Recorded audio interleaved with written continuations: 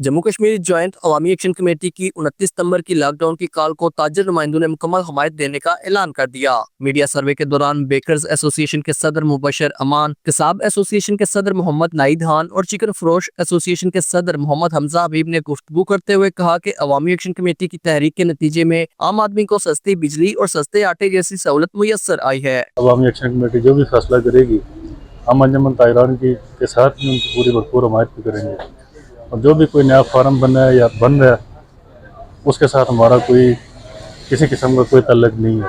जो आप 29 सितंबर की बात कर रहे हैं, हम उस हड़ताल में मुकम्मल जॉइंट अवामी एक्शन कमेटी का और जो अंजुमन है हमारी रावला कोर्ट की, हम उसका भरपूर साथ देंगे।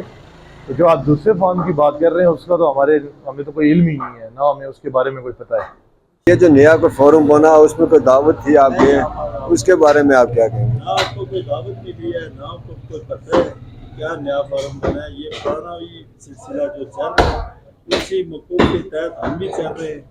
वही जो उनका पॉइंट है, उनके अगर हुकूमत उनके साथ वो काम करती है, मुतालबे मंजूर करती है तो ठीक है, नहीं मंजूर करती है तो हम उनके साथ भरपूर काम करेंगे। उन्होंने वाज़ेह किया कि ताजरों का किसी नए फोरम से कोई ताल्लुक नहीं। उन्होंने कहा कि कोई भी रावला कोर्ट के ताजरों का ठेकेदार बनने की कोशिश न करे और ताजरों की आड़ में ताजरों को बेवकूफ न बनाया जाए। Khurshid Baig, JK news, Rawla court.